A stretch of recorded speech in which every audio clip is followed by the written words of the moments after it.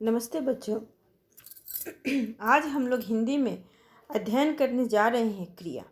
जब हम हिंदी व्याकरण की बात करते हैं तो उसमें बहुत सारे तत्व हैं जिनसे मिलकर हमारे हिंदी व्याकरण का निर्माण होता है और इसमें बहुत महत्वपूर्ण तत्व है क्रिया। आइए देखते हैं अब क्रिया है क्या और इस क्रिया किसे कहते हैं, इसके कितने रूप हैं, ये सब हम लोग आगे देखेंगे। क्रिया, सबसे पहले हम जानेंगे कि क्रिया का अर्थ क्या है। तो क्रिया का अर्थ होता है काम, काम करना। कोई भी काम जब हिंदी में किन्हीं शब्द का प्रयोग किया जाता है जिसमें किसी काम का होने का पता चलता है, उसे हम क्या कहते हैं? उसे हम क्रिया कहते हैं।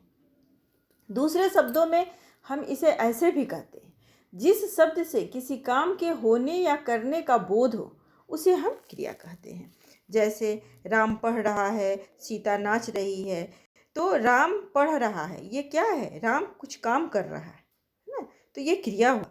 सीता नाच रही है, सीता क्रिया कर रही है, नाच रही है, कुछ काम कर रही है, तो ये क्या है? ये क्रिया हो गया। जैसे खाना पीना, पढ़ना, हंसना, गाना, नाचना, आना जाना, ये सारी क्रियाएं हैं क्योंकि इसमें कुछ न कुछ काम हो रहा है। क्रिया एक विकारी शब्द है क्योंकि इसका रूप लिंग, वचन, पुरुष के अनुसार इसके शब्द रूप बदलते रहते हैं और जिन मूल शब्दों से इनका निर्माण होता है वह धातु कहलाती है। जैसे लिख से लिखना, पढ़ से पढ़ना, चल से चलना, हंस से हंसना, गा से गाना, जा से जाना, आ से आना इत्यादि जो भी है वो क्रिया होता है और उसे क्रिया कहते हैं। धातु के रूप, अब देखेंगे कि धातु के रूप, तो धातु के दो तरह से इसका प्रयोग होता है। पहला है मूल धातु का प्रयोग। तो मूल धातु का प्रयोग बिना प्रत्यय का होता है। इसमें धातु अपने मूल रूप में होता है जिनका निर्माण दो या दो से अधिक शब्दों से नहीं होता है। जैसे पढ़, खा, गा, लिख, हंस इत्यादि, ये सब जो है वो मूल धातु है ना। दूसरा है यौगिक धातु रूप में। तो यौगिक धातु रूप में कैसे इसका प्रयोग होता है? यौगिक धातु रूप में कोई ना कोई प्रत्यय जुड़ जाता है। जैसे लिखना से लिखा, पढ़ना से पढ़ा, गाना से गाना इत्यादि। अब देखते हैं कि क्रिया के रूप। तो क्रिया के कर्म के आधार पर क्रिया के कितने रूप होते हैं इसको देखते हैं। पहला है अकर्मक क्रिया। तो कर्म के आधार पर क्रिया के दो रूप होते हैं।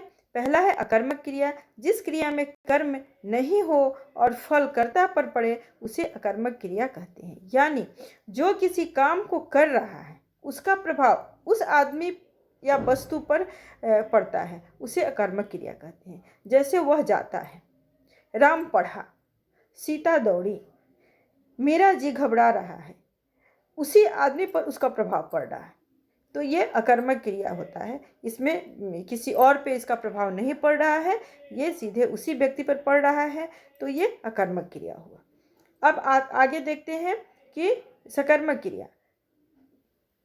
सकर्मक क्रिया क्या है? जिस क्रिया में कर्म प्रभावित हो उसे सकर्मक क्रिया कहते हैं। यानी जो किसी काम को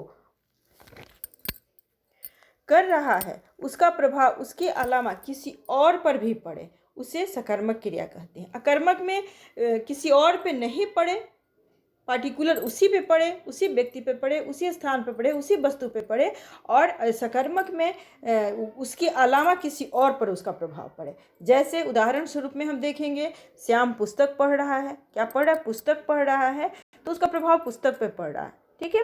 मुसीबत किसी को भी घबरा देती है, तो मुसीबत किसी को भी घबरा देती है, पार्टिकुलर ऐसा नहीं है कि इसको किसी को घबरा देती है, तो ये सकर्मक क्रिया होता है।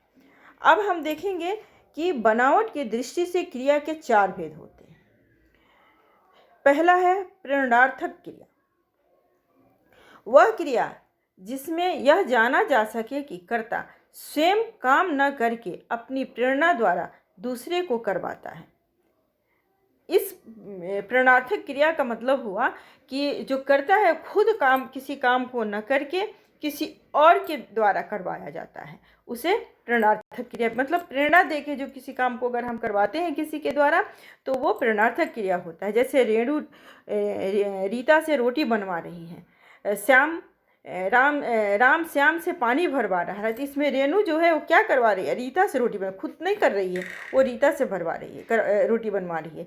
राम जो है वो श्याम से पानी भरवा रहा है, खुद को नहीं कर रहा है, वो श्याम से पानी भरवा रहा है, तो किसी और से करवा रहा है। प्रेरणा के माध्यम से प्रेरणा उसको देके और करवा रहा है, यानी पढ़वाना, लिखवाना, सुनवाना, खिलवाना इत्यादि प्रेरणार्थक क्रिया है। खुद न करके उस चीज़ को करवाना, तो वो प्रेरणा दे के करवाता है, इसलिए उसको प्रेरणार्थक क्रिया कहते हैं। दूसरा है संयुक्त क्रिया।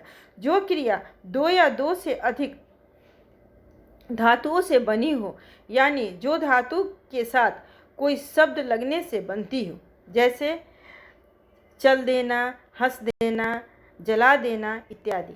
जैसे इसमें है चल जो है वो क्या है, वो धातु है, और देना जो है वो संयुक्त क्रिया है। हंस जो है वो धातु है, देना जो है वो संयुक्त क्रिया है। तो इसमें दो शब्द मिलके और तब ये शब्द पूरा हुआ है। तो चल देना, हंस देना, जला देना, पका देना, ये सब जो होता है वो संयुक्त क्रिया के अंतर्गत आता है और इसे संयुक्त क्रिया कहते हैं। अब तीसरा है नाम धातु क्रिया। तो जो धातु कोई नाम, संज्ञा या सर्वनाम से बनती है, यानी जो धातु होती है वो किसी नाम से या संज्ञा या सर्वनाम विशेषण से बनती है, उसे नाम धातु क्रिया कहते हैं। यानी कोई कर्म है, उसके साथ उसी के समान शब्द लगा दिया जाता है, उसे नाम धातु क्रिया कहते हैं। इसमें संज्ञा, सर्वनाम और विशेषण का प्रयोग किया जाता है। जैसे लात मुख्य शब्द है, इससे शब्द बना लतियाना, बात से बतियाना, लिख से लिखवाना, ये नाम धातु ये क्रिया है और इसे नाम धातु क्रिया कहते हैं। अब हुआ चौथा जो है वो लास्ट कृदंत क्रिया होता है। जिस क्रिया में ता प्रत्यय लग गया है वह कृदंत क्रिया कहलाता है। जैसे दौड़ता, फिरता, खाता, पीता, पढ़ता, आता, जाता इत्यादि जो भी है वो नाम धातु क्रिया कृदंत क्रिया वो कहलाती है और कृदंत क्रिया के अंतर्गत वो आता है।